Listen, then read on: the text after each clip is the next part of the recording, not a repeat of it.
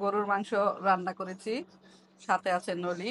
এখানে 1.5 কেজি মাংস নিয়েছি, সরিষা তেল দিয়ে রান্নাটা করেছি। দিয়েছি সব রকমের মশলা, হলুদের গুঁড়া, মরিচের গুঁড়া, ধনিয়ার গুঁড়া, আর দিয়েছি গরম মশলা গুঁড়া, দিয়েছি আদা রসুন বাটা।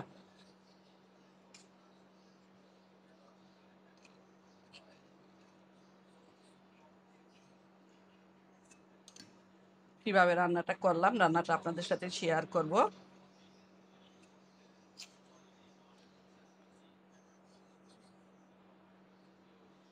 বিসমিল্লাহির রহমানির রহিম। আসসালামু আলাইকুম।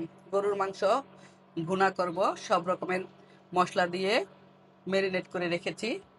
চুলায় একটি লোহার কড়াই বসিয়ে দিয়েছি, দিয়ে দিচ্ছি 5-6টা এলাচ,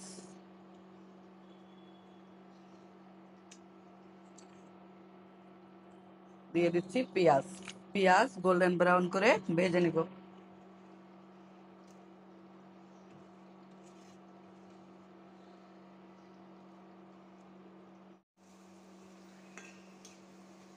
পেঁয়াজ অলমোস্ট ভাজা হয়ে গিয়েছে, এই পর্যায়ে আমি দিয়ে দিচ্ছি ম্যারিনেট করা মাংসগুলো।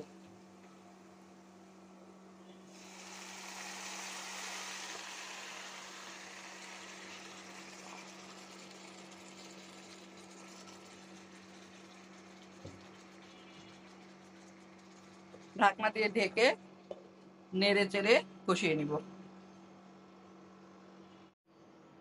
চুলার আঁচ বাড়িয়ে দিয়ে 10 মিনিট রান্না করলাম।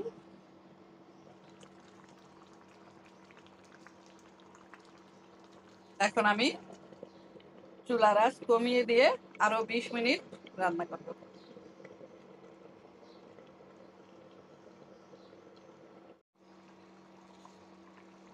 প্রায় 1 ঘন্টা কষিয়ে কষিয়ে মাংসটা রান্না করলাম।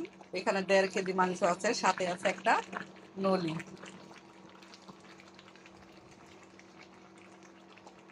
রান্নাটা অলমোস্ট কমপ্লিট। চুলাটা এবার অফ করে দিব।